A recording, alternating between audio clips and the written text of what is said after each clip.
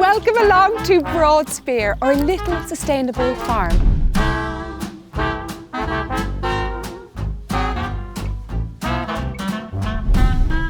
Behind me is our cottage where I live with my husband Harry and our two little doggies Alfie and Nolly. And we are surrounded by 80 acres of sustainable farming land.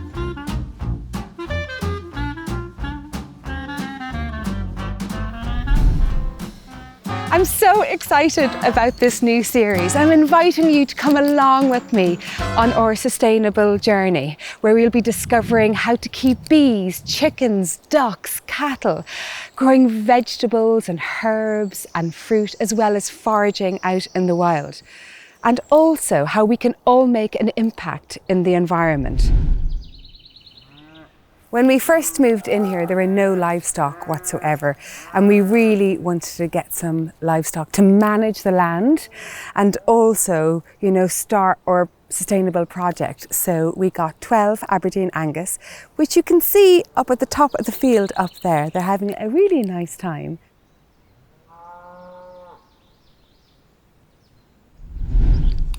Hello, girls. These are our beautiful hens. They have become like my little babies. We have 11 of them. We've got a few different varieties. This one is a Burford Brown that lays lots of lovely brown eggs. And then we have olives, we have Cotswold leg bars, and they give us about 8 or 9 eggs a day. And I'm so excited in the next few weeks to show you how you can keep your own chickens. And right next door, their neighbours, the little ducks. Aren't they beautiful? They're an Aylesbury breed, and they've got these white little fatty bottoms that when they walk, they waddle. They are so cute. In the evenings, after about 4 o'clock, we let them out and they go straight over to the big pond and they go swimming for the rest of the day because they love water. And they give us about 3 to 4 eggs a day. It's completely transformed my baking. And I'll tell you, a fried egg with some buttery toast on a Sunday morning would beat any Michelin restaurant. And this is the heart of our sustainable project, our beehives. I absolutely love them so much. They're the most important thing that we have at Broadspear. And of course, they give us lots and lots of honey.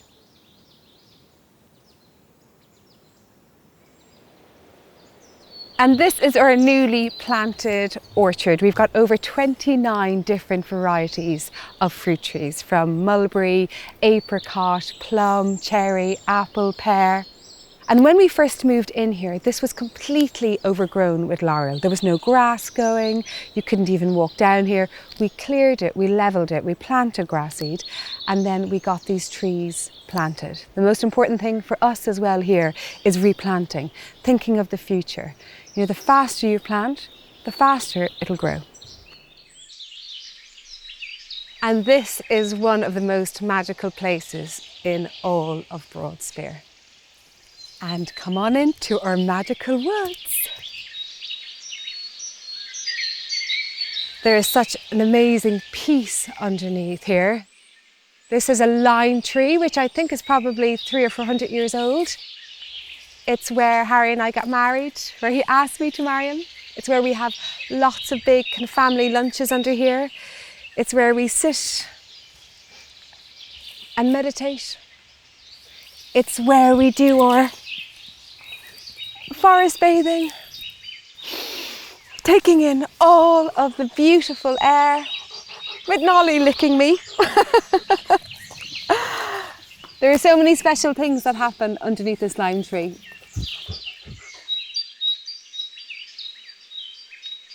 And on we go. Do you want to see my pub? Yes, I have a pub. I built it during lockdown. I'm an Irish woman in an English countryside, and I was damned if I wasn't going to have an Irish pub. So over the first few years when we first moved into Broadspear, and we'd come for walks up here, and there was this old shepherd's hut that had caved in, and I used to always say to Harry, I want to build a little pub here, it'd be amazing, let's make use of this property, because the foundation was in place. And then during lockdown We built it with the help of our tree surgeons. And now we have what is known as the Cork Arms, which is where I'm from in Ireland. So this is an Irish pub where me and all my family and Harry's family and our friends come together and have holy. Do you want to look inside? Actually, no. You've got to come back for that episode to see inside the pub. I can't be giving away everything in the first show. And this is a very exciting part of Broadspear. When we first moved in here, this whole area was covered by this huge asbestos building that was falling down. We got it removed and then we started working on the soil. Putting loads of compost in here was too expensive for us, so we got mushroom compost from a local seller. And we just started turning the soil. And finally now, we have really good soil. Nothing will grow if you don't have beautiful soil. That's what we've got to look after. And we've got beautiful lupins growing here, dahlias, peonies. Look at these beautiful peonies. Smell from them. So gorgeous. And the bees love it, the wildlife love it. The rabbits also love it.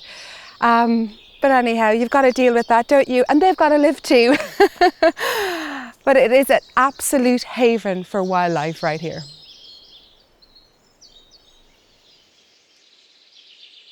This is our walled fruit and vegetable garden. When we first arrived at Broadspear, this was probably the most neglected part. The walls were covered in black ivy. It felt overwhelming, the task that was ahead. But because I'm a chef and I love food so much, I really wanted to start growing my own vegetables. So we said, let's go big. Everything that we grow in Broadspear, we do from seed. From the cutting garden, the herbs, the vegetables, the fruit. Not only do you get a stronger plant, and it's actually also a lot more rewarding, but it is just more cost effective. A pack of seeds will cost you about £2. You can actually even get them for £1 in the supermarkets now. And so it becomes so much more achievable to be able to grow lots of things.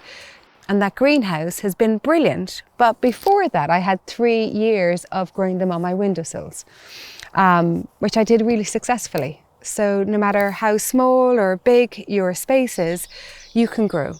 And I'm really hoping over the next few months in this weekly series that all of you will really feel part of it and that you're going to be able to take lots of it from me into your own home.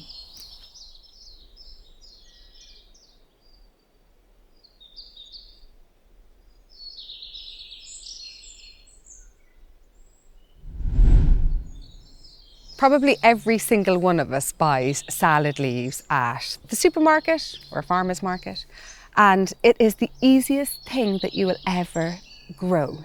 If you're watching now and you've never grown anything in your life, you can start tomorrow or the day after growing your own salad leaves. It's so simple.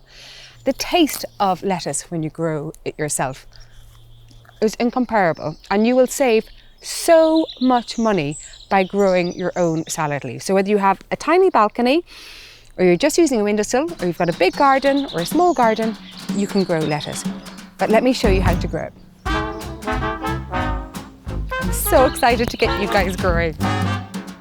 Okay, so whether you're growing rocket, spinach, chard or lettuce leaves, they all grow the same way, which is brilliant.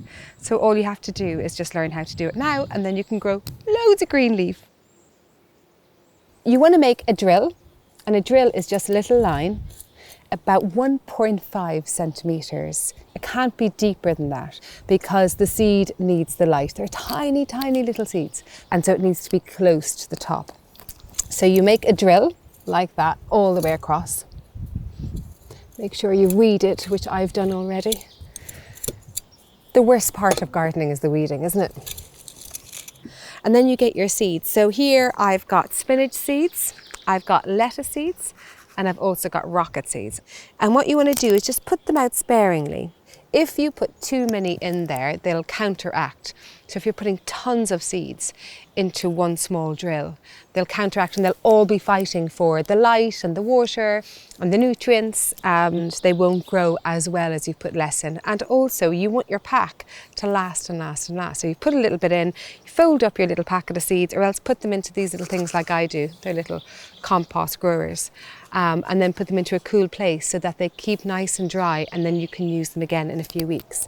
So just pop all your seeds in here, and then I'm just going to cover them with soil. So very, very lightly with your hands, put on my gloves, and just cover them very, very lightly with the soil. And I'm going to get a little bit of water. And in just a few weeks, you will have the most delicious greens that will fill you with goodness. They'll come with no food miles, no plastic, no pesticides, and they'll be ready on demand. So whenever you're hungry, you have to walk out the back garden and make dinner.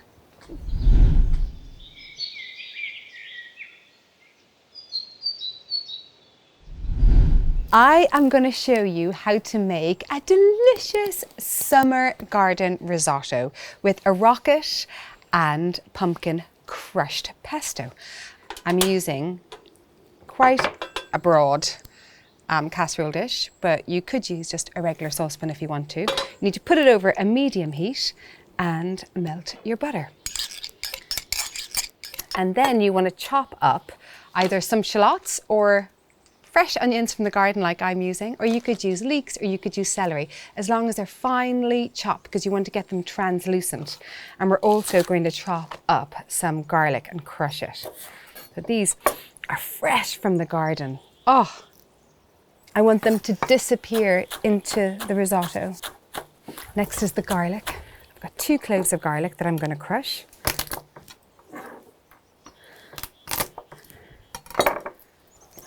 Okay, crush up that garlic.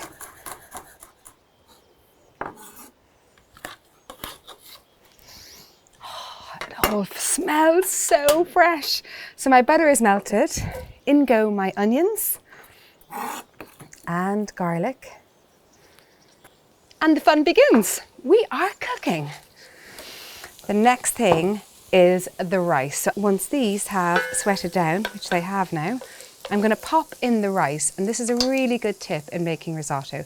You need to toast the rice. So in goes the rice. Season it. Really good sea salt, freshly ground black pepper. So the rice now is glistening and nicely toasted. And then next I'm going to add in a splash of white wine. And rice is like a sponge. It absorbs everything. And so what you want is all the alcohol to evaporate, but the flavors of the wine to be absorbed throughout the rice. And you just let that cook down until every bit of liquid is completely absorbed and your pan is dry. And then next we start putting in ladle by ladle of vegetable stock. So the next goes in, the first glug. The rice begins to cook and also absorb all the lovely flavours from the vegetable stock. Now over to the vegetables that I'm going to add in. I've picked so many gorgeous vegetables from the garden. I've got broad beans that grow like this. And then next up I've got some peas. These are purple peas. How gorgeous are they? The fun thing is when you start growing your own vegetables, there's all the different varieties of everything that you can get. These are purple. It just makes it super fun. I'm not sure there are many things that are better in life than cooking and potting peas in the sunshine. Heaven!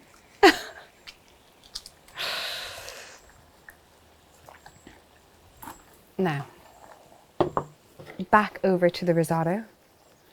When I'm putting in the last glug of stock is when I'm going to start adding in all the lovely vegetables. These are going to go in first, and then after that is going to be this lovely mix of chard and spinach, and then I'm going to keep back some lovely pea shoots that I'm going to dress the risotto in the end with. I've also got some lovely fresh mint and lemon, which will be beautiful in this. So just roughly chop up the chard and the spinach, and then the fresh mint.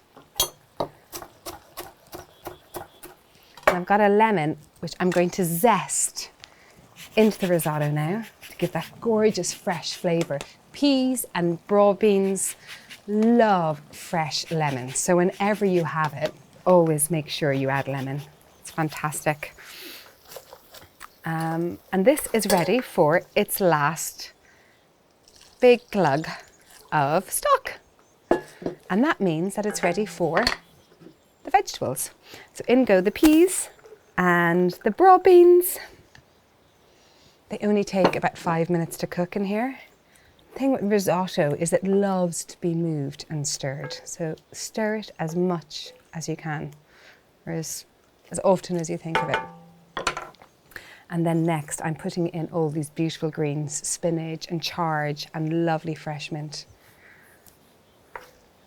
And that will just slowly wilt its way through the risotto, bursting with summer flavours. Now the other thing that I'm going to serve with this is a crushed rocket and pumpkin pesto. So I've got lovely fresh rocket to give that gorgeous peppery flavour into my little pestle mortar. You can do this in a food processor as well. And then I've got toasted pumpkin seed. I'm using toasted pumpkin seeds instead of pine nuts because pine nuts have to travel to get to us, whereas the pumpkin seeds are from England. And then next I'm putting in some fresh garlic.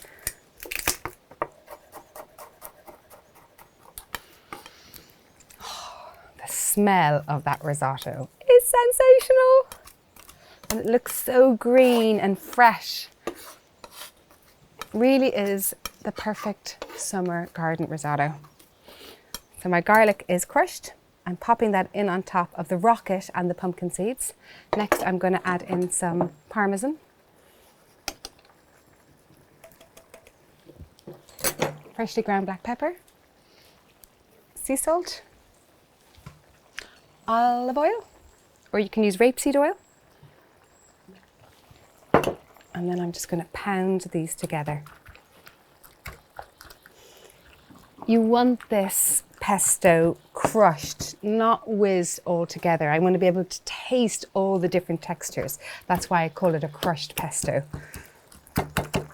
And that's it. Now back to the main event, the risotto. And then next, I'm going to finish this off with some mascarpone or creme fraiche. And then lots of Parmigiana.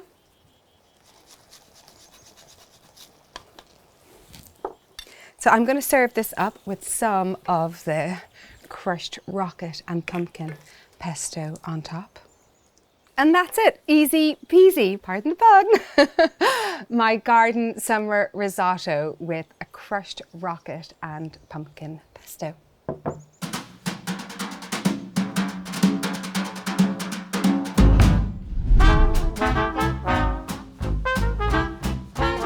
I hope you've enjoyed the very first episode of our brand new series and also a glimpse of everything that we're doing here in our little sustainable farm, Broadspear. In next week's episode, we are going to be looking at how you can rear your own chickens and also how to grow and look after your tomato plants, as well as making fresh pasta from scratch with a beautiful sage butter sauce. I'll see you all soon. Mwah!